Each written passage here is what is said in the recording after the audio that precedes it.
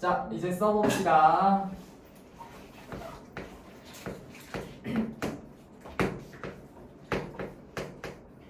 이거 23쪽에다 써요? 아, 23쪽에다 이제 쓰시면 됩니다.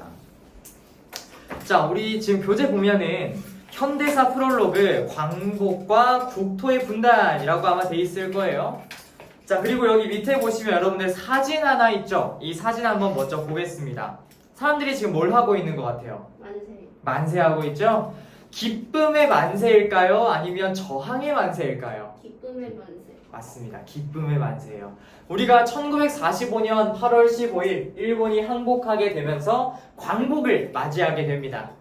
우리가 1910년 8월 29일 경술국치를 시작으로 일본의 지배하에 있었는데 드디어 사람들이 광복을 맞이하게 된 거예요.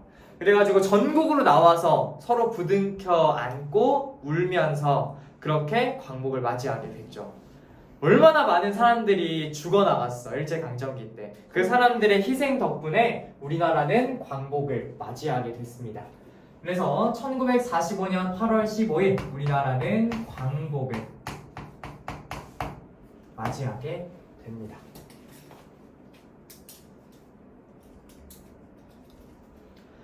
자, 여러분들 기억나실지 모르겠는데 우리 조선 건국동맹 기억나요? 오, 기억이 나. 이름.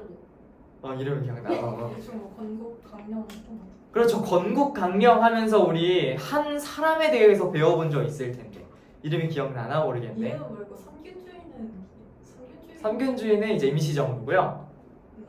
윤영. 여운형이라는 인물이 있었어요. 자, 여운형이라고 하는 사람에 대해서 조금 더 자세하게 공부를 해보도록 하겠습니다. 자, 보이네.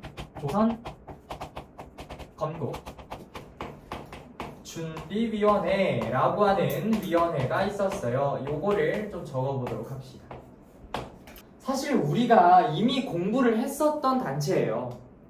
여운형이라고 하는 사람이 만들었었던 단체고요.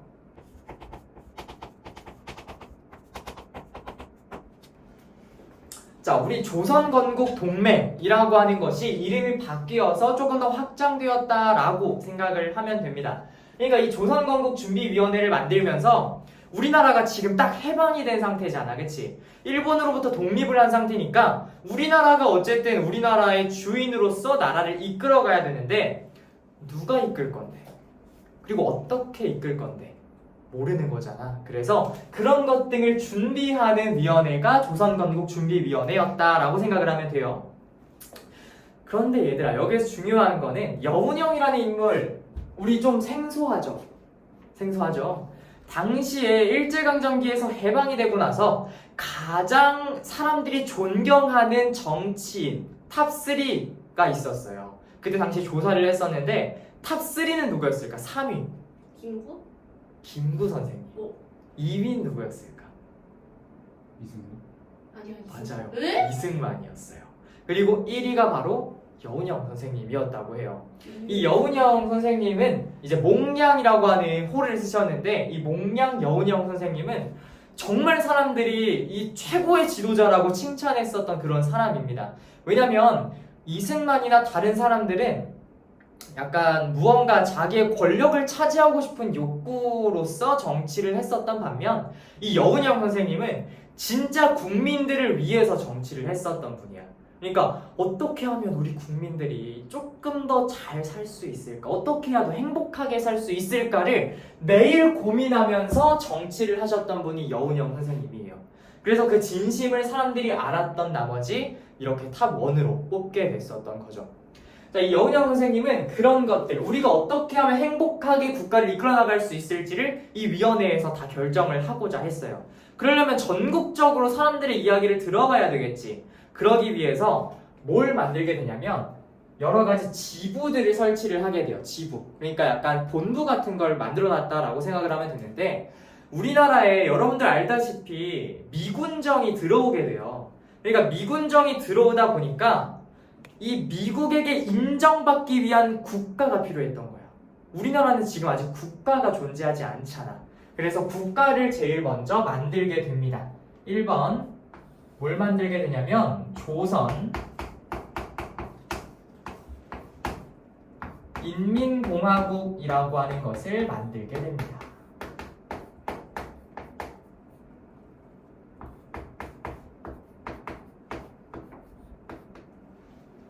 조선인민공화국.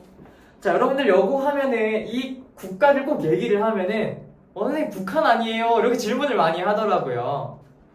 그건 조선민주주의 인민공화국. 참 민주주의라는 말이 어울리지 않는 민주주의 국가가 북한이고요. 여기에는 민주주의라는 게 빠져 있습니다. 다른 국가예요. 아예 다른 국가예요. 조선인민공화국을 수립하면서 이제는 나라가 생겼다라고 이렇게 얘기할 수가 있게 된 거죠. 자, 그러다가 두 번째 뭘 만들게 되냐면 인민위원회라고 하는 것들을 전국적으로 만들게 됩니다. 자, 요건 전국적으로 사람들의 이야기를 듣기 위한 약간 본부, 아까 얘기했었던 지부 같은 거라고 생각을 하시면 돼요. 그게 바로 조선건국준비위원회였다라고 일단 생각을 하시면 되겠습니다. 자, 그 다음 두 번째, 정치 세력을 한번 보도록 하겠습니다. 정치 세력.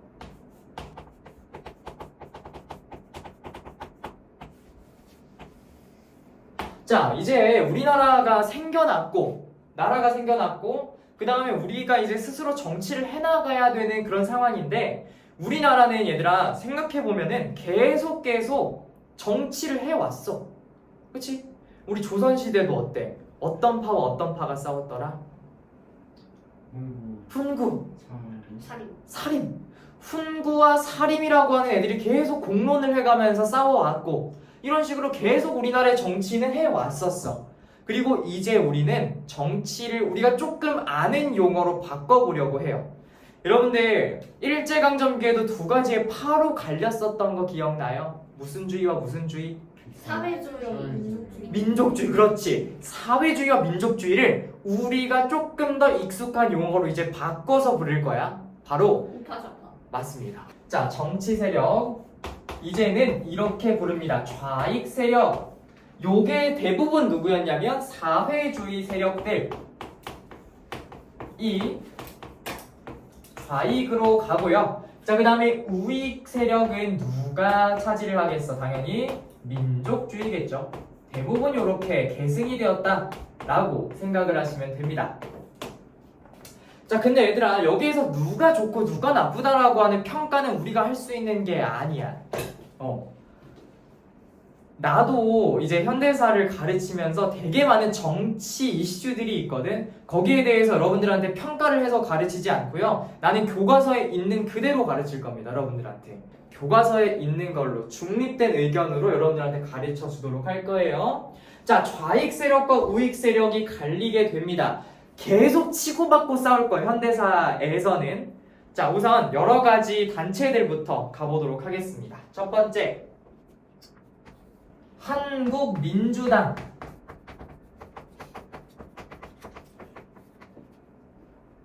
이라고 하는 단체들이 있습니다.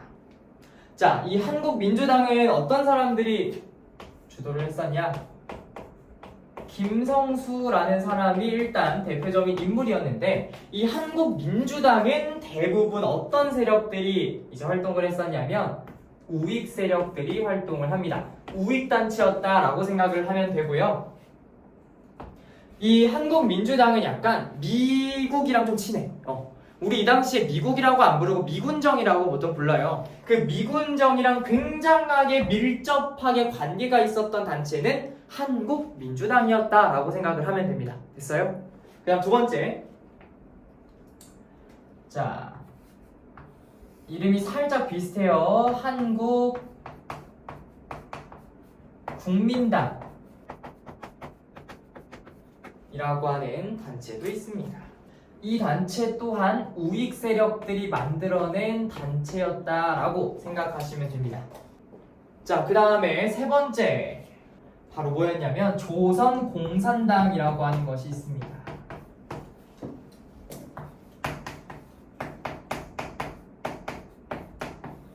자, 이게 대표적인 이제 좌익 세력이었던 박헌영이라고 하는 사람이 있었어요. 이 사람이 주축이 되었었던 좌익 세력 단체입니다. 자, 이랬었던 조선 공산당이라고 하는 것도 있죠. 이런 식으로 여러 가지 정치 세력들이 이제 등장을 하기 시작을 합니다. 그리고 이 정치 세력들이 계속 다퉈가면서 그렇게 정치를 해 나가게 돼요. 이게 현대사의 흐름이라고 생각을 하시면 됩니다. 됐습니까? 네. 네. 자, 그러면 이제 넘어가 보도록 할게요.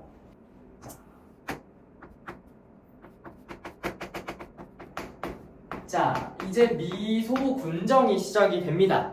자, 여러분들 미 얘기해버렸네. 미 하면 뭐겠어요? 미국이고요.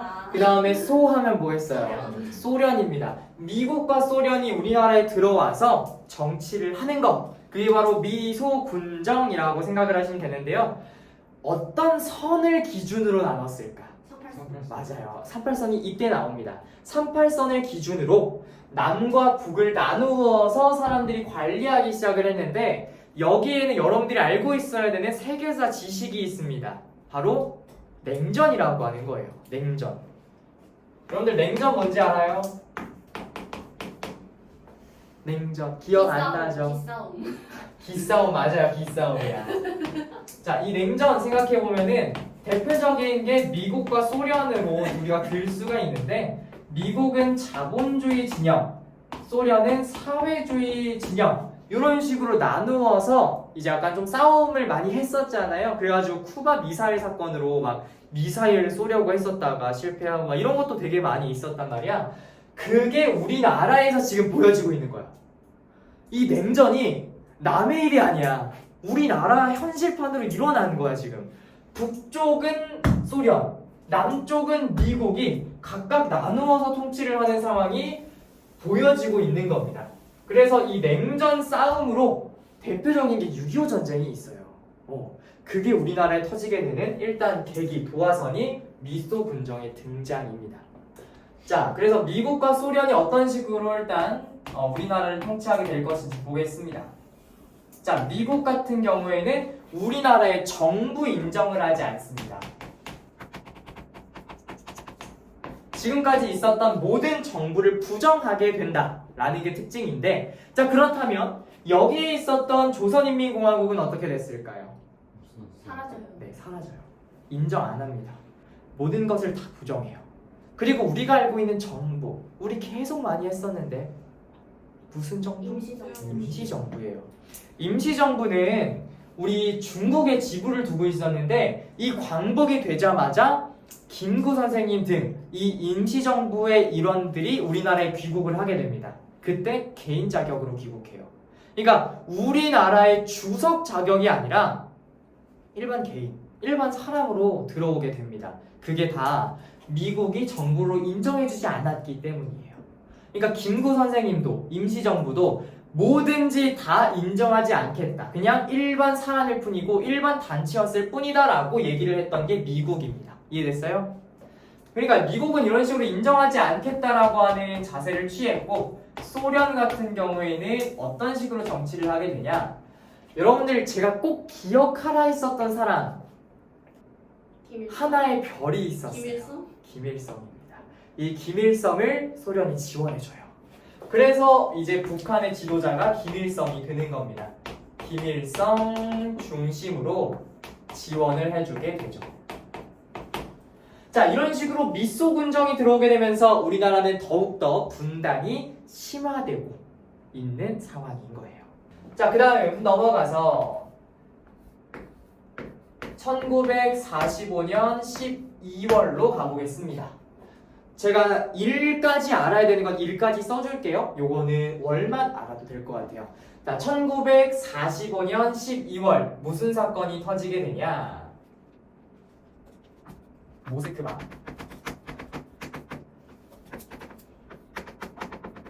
삼국 외상회의라고 하는 게 터지게 됩니다. 여러분들 한 번쯤은 들어보신 적 있을 거예요.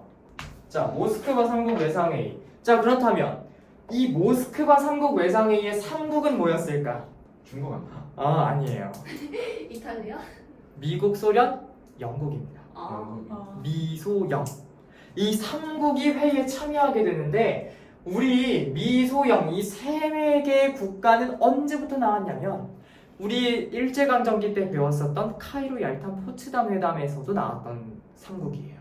그래서 그 국가들이 나와서 외상회의, 우리나라의 외교와 관련된 회의라는 뜻인데 그 외교는 그 나라의 외교관들이 파견이 되었기 때문에 외상회의라고 불리우는 겁니다. 그래서 그 국가들이 와가지고 우리나라에 대한 회의를 하기 시작을 해. 여기에서 뭘 결정하게 되냐? 되게 중요해요. 우리나라에 진짜 중요해. 신탁 통치를 결정하게 돼요. 신탁 통치. 최대 5년간 신탁 믿고 우리나라의 통치를 맡기겠다라는 겁니다. 그러니까 우리나라를 믿고 맡겨주겠다는 뜻이야.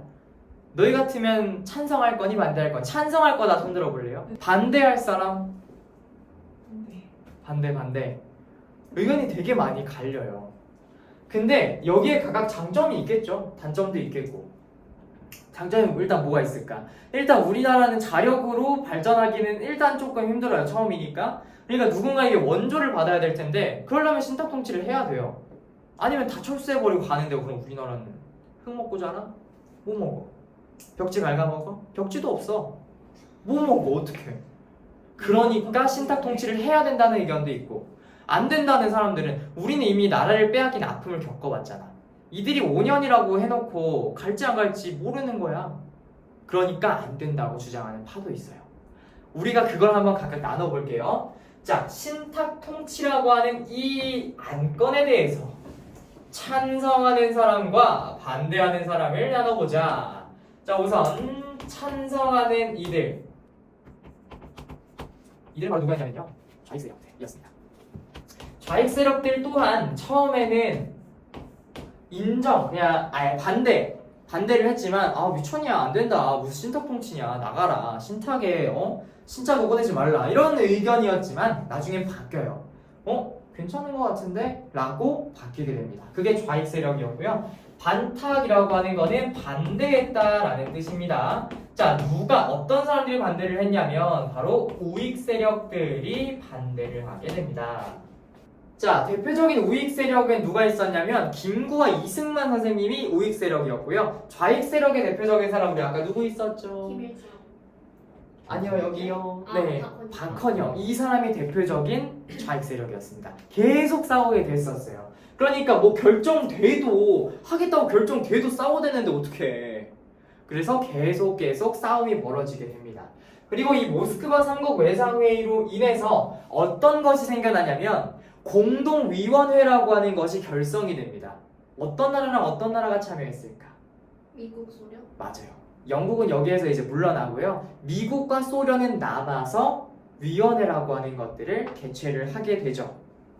그게 바로 뭐였냐면 1946년 3월에 있었던 어떤 사건이었냐? 바로 미소 공동위원회입니다.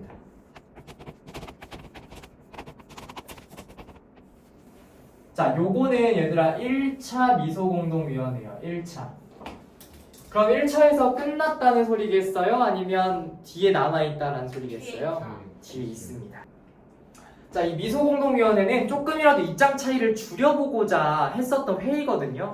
근데 회의가 계속 결렬이 되는 거야.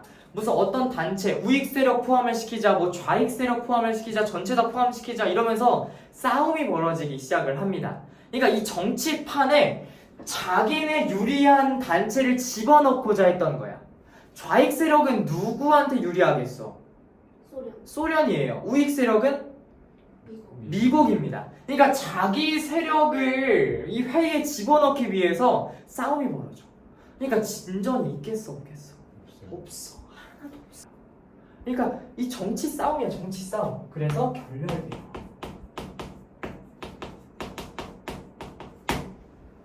그래서 1차 미소공동위원회는 결렬됩니다. 근데 여러분들 생각해보세요. 지금 미국과 소련이 원하는 게 우리나라가 잘 사는 걸까? 자기 땅 민주주의랑 공화. 그렇지. 자본주의와 이 사회주의 진영을 계속 넓혀나가고 네. 싶은 거야. 그래서 미소공동위원회는 아무튼 이렇게 결렬이 된 상태예요. 그래서 어쩔 수 없어. 이런 식으로 계속 싸워나가는 거예요. 냉전 때문에 어쩔 수 없습니다. 자, 그래서 저처럼 이렇게 좀 이 상태에 대해서 좀 빡쳐있는 사람이 하나 있었어요. 이승만 씨라고요. 그래서 이승만 씨가 하나의 발언을 하게 됩니다. 자, 넘어가서 1946년 이때 6월이었나? 6월 맞네요. 6월 어떤 사건이 하나 일어나게 됩니다. 바로 정읍발언.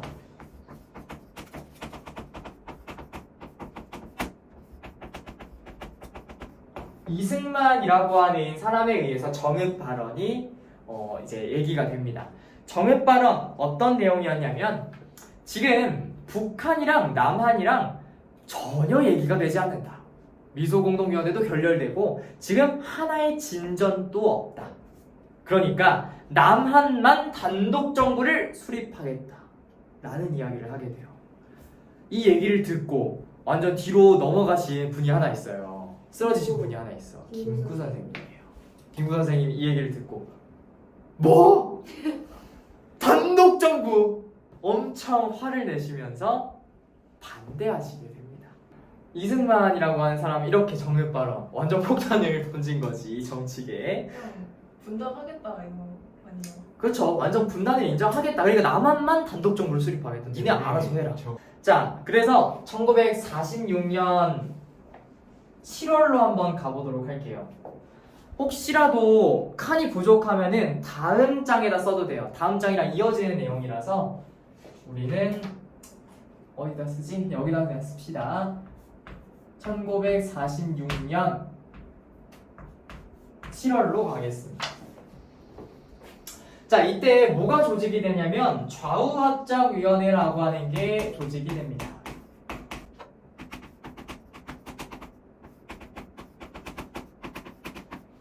좌우합작위원회. 그러니까 얘들아 좌우가 합작하겠대. 무슨 소린 것 같아? 합작이? 같이 아빠 만들. 같이 하기. 그렇지. 같이 나아가자는 거야. 그러니까 좌익 세력과 우익 세력이 지금 하나도 진전이 없다 보니까 하나로 힘을 합쳐서 우리나라를 일단 통일을 시키자 하는 그런 운동이었어요. 그래가지고 일단은 누가 주도를 했는지를 알아야 되겠죠. 여러분들 여운형 선생님 기억나요? 네. 누구였어요? 뭐라고요? 남자가 암살. 감사. 조선소 그쵸, 암살 당했어요. 왜 암살을 누가 했을까요? 19살 소년에게 암살당해요. 이 여운형 선생님과 그 다음에 김규식이라는 사람이 중심이 됩니다. 김규식이 저희가 아는 그 김규식이에요? 그쵸? 아, 우리 아직 그렇게 시대가 안 흘렀어요. 그 네. 파리 강화. 네, 맞아요. 그 사람이에요. 이 여운형 선생님은 얘들아 옆에 중좌라고 적어놨죠? 중좌. 이게 무슨 말이냐면 엄청난 좌파? 아니에요. 중도좌파라는 말이 있어요. 요걸 여러분들이 이해를 하셔야 됩니다. 해봐야죠. 중도좌파라는 말은 뭐냐면 중도, 가운데에 치우쳐진 약간의 좌파라는 뜻입니다. 그러니까 중간인데 중립을 유지하는데 살짝 좌에가 있다라는 의미입니다. 그러니까 여운형은 중도좌파, 김규식은 중도 우파에 있었던 사람이다라고 생각하시면 돼요. 중립에서 조금 더 좌파 쪽으로 길어. 그렇죠. 그런데 중심으로 취급을 합니다. 거의.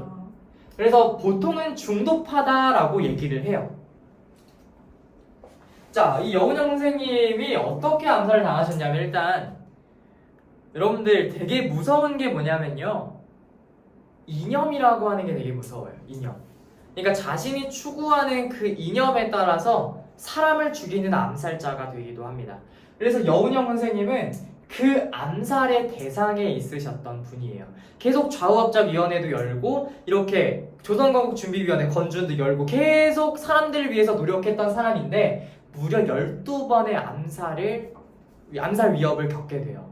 집에 폭탄도 던져지고 근데 그럴 때마다 잘 살아남았습니다. 12분이면 되게 많이 살아. 그쵸. 납치도 당해요. 이 여운형 선생님은 그래서 12번의 암살 끝에 결국에는 그 차를 타고 있다가 거기에서 19살 극우 단체의 소년에 의해서 총살당해요.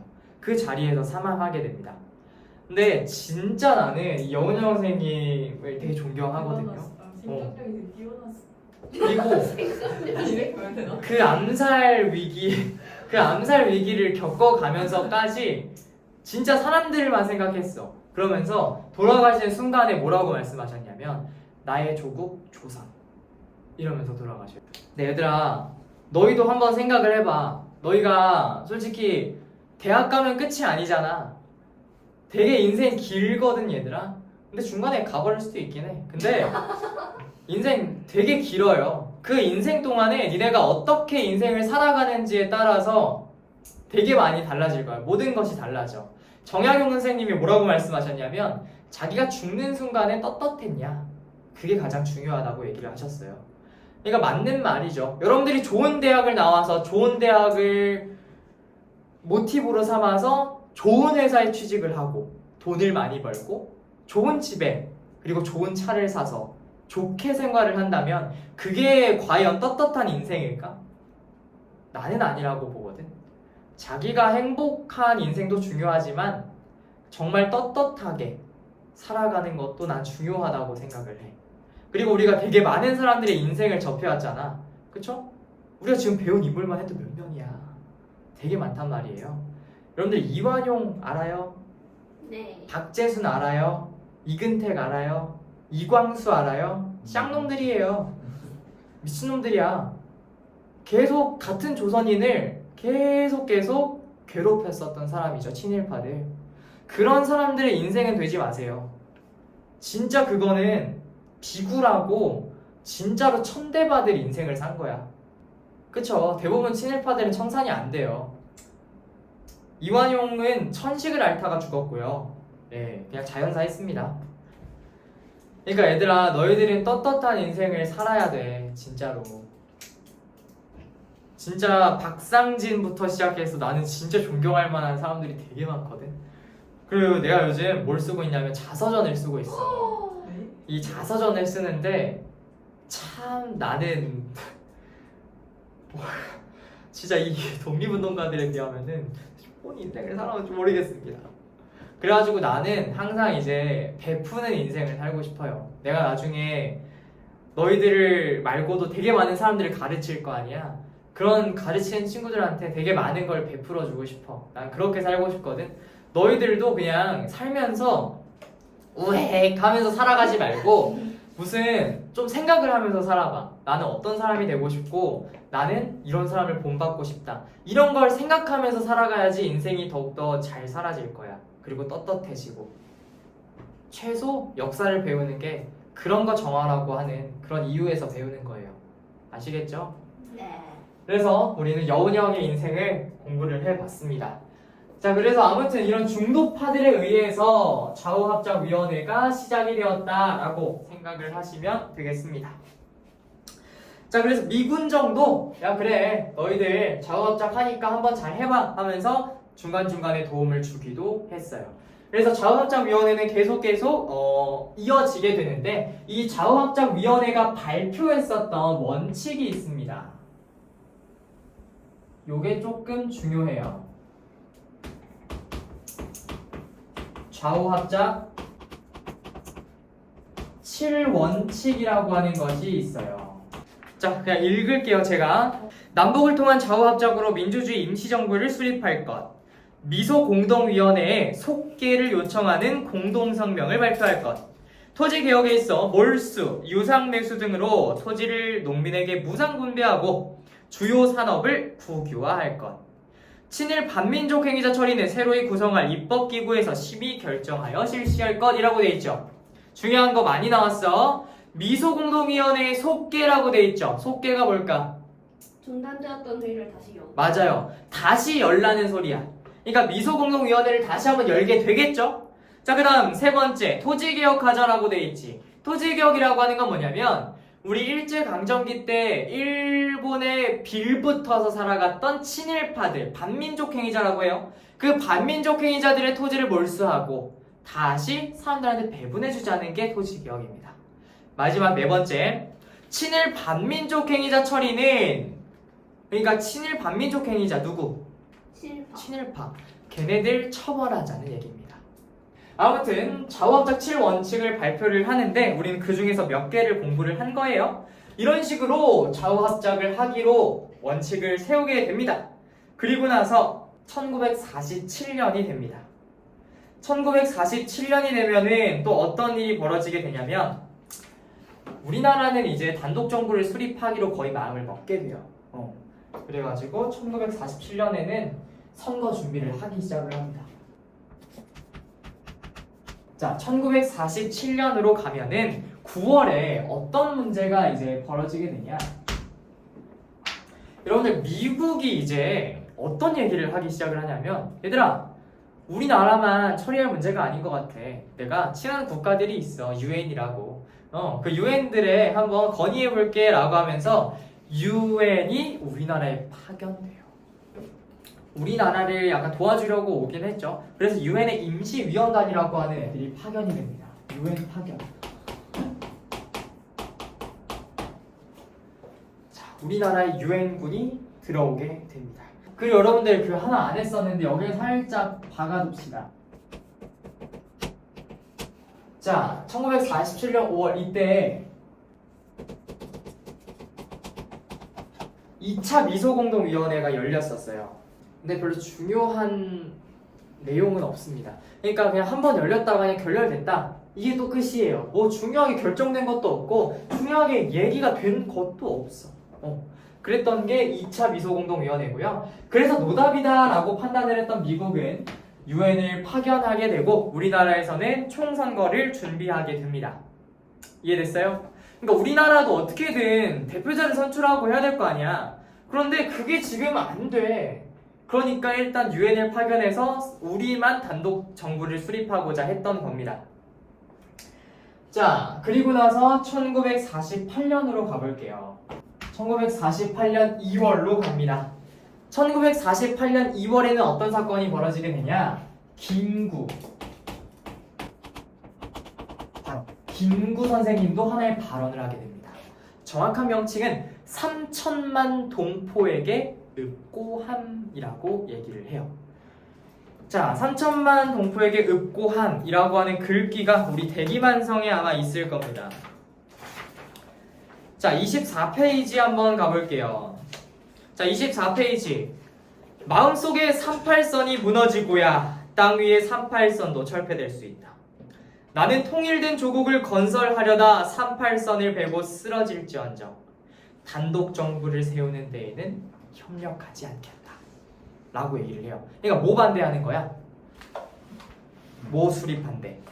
그리고 단독 정부 수립을 반대하고 있는 상황인 거죠. 그러니까 지금 김구 선생님은 안 된다, 통일해야 된다 라고 주장을 하고 계시는 상황이에요. 그러다가 1948년 2월에 유엔에서 소총회라고 하는 회의를 열어요. 그래서 거기에서 결정을 합니다. 총선거 실시하겠다. 남한에서만. 이렇게 결정을 하게 됩니다. 그리고 나서 1948년 4월로 갑니다. 자리가 있나? 1948년? 이건 월이야 얘들아. 4월. 1948년 4월로 갈 건데 4월에 중요한 사건 하나 터지게 돼요. 4.3 사건이라고 들어봤어요? 제주 4.3 사건. 아하. 단독 정부를 반대하는 시위가 제주도에서 일어납니다. 전국적으로 반대하는 시위가 일어나긴 했지만 제주도에서 남로당이라고 하는 곳 인근에서 단독 정부를 반대하는 시위가 벌어지게 돼요. 그리고 그것을 진압하는 과정에서 무고한 사람들의 희생이 벌어지게 됐고 그게 4.3 사건으로 벌어지게 됩니다. 그래서 정말 많은 사람들이 얘들아 죽었어. 진짜. 제주도 가면 얘들아 이름 없는 애기의 묘지도 있대. 진짜로. 정말 많은 사람들이 이때 학살이 됩니다. 자, 그 다음에 1948년 똑같이 4월에 있었던 일입니다. 남북협상이라고 하는 것이 일어나게 돼요. 남북협상. 그러니까 얘들아 김구랑 김규식 선생님은 계속 북한이랑 접촉을 합니다. 안 된다. 진짜 통일정부 수립해야 된다. 어떻게 남한만 정부를 수립하냐 하면서 남북 협상을 진행을 하게 돼요. 저것도 4월이에요. 네, 4월이에요. 어떻게 됐을까 얘들아? 안 돼요. 실패합니다. 이렇게 해서 남북 협상 또한 결렬이 되게 되죠. 그리고 여러분들 그 이후에 김구 선생님은 암살당합니다. 안두희라는 사람에 의해서 암살당하게 돼요. 자, 그리고 나서 5월이 됐습니다. 자, 50 총선거라고 하는 총선거가 실시가 되고요. 남한만 선거를 하게 돼요. 50 총선거. 남한만 총선거를 하게 되고, 그래서 이 총선거로서 우리나라 대한민국이 생겨나게 됩니다. 그래서 이 총선거를 통해서 만들어진 국회가 제헌 국회라고 하는 것이 만들어지고요. 그 다음에 이 제헌 국회에서 만든 것이 제헌 헌법이에요. 여러분들 알고 있죠? 국회에서 뭘 만들어? 헌법. 헌법이나 법을 만들죠? 그래서 제헌 헌법을 국회에서 만들었습니다. 그리고 우리나라는 1948년 8월 15일 날 대한민국 정부를 수립하게 되고요. 그리고 나서 1948년 똑같이 9월 9일에 북한 조선민주주의 인민공화국이 수립이 됩니다. 끝났냐? 안 끝나요. 안 끝납니다. 1948년에 똑같이 어떤 사건이 하나 터지게 되냐면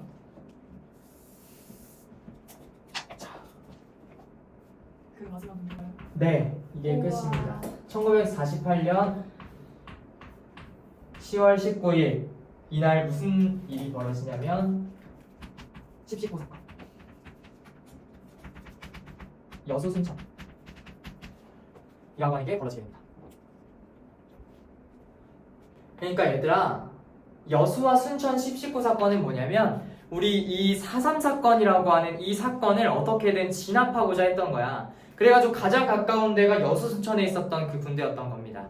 그래서 여수와 순천에 있었던 군인들한테 야, 지금 4.3 사건이라는 게 일어났는데 거기 좀 진압하고 와라 이러면서 파견을 했거든요. 어떻게 됐을까? 출동 명령을 거부합니다. 오. 난 안 가겠다. 뭐 사람 죽이러 가는 거 아니냐. 나는 무고한 사람 못 죽인다 하면서 여수와 순천에 있었던 사람들이 거부했습니다. 그러자 10월 19일에 여수와 순천에 있었던 사람들을 학살하기 시작을 했어요. 군인들 포함해서. 이야. 그게 여수 순천 10.19 사건, 줄여서 여순 사건이에요. 근데 얘들아, 여기에서 너희들이 진짜 알아야 되는 건 뭐냐면 아직까지도 이런 일이 지속되고 있다는 거야. 아직까지도. 제일 무서운 게 뭐냐면 엄청난 극단적인 이념을 가지고 있는 사람들이 무고한 사람들을 희생할 때 벌어지는 참사야. 그게 제일 무서운 거야. 그러니까 우리가 꼭 기억해야 되는 거는 아직까지도 벌어지고 있는 이 사건들을, 과거에 있었던 사건들을 기억하면서 희생자들을 추모하면서 그런 일이 다시금 벌어지지 않게 만드는 게 우리가 할 일이야. 알겠지 얘들아? 네.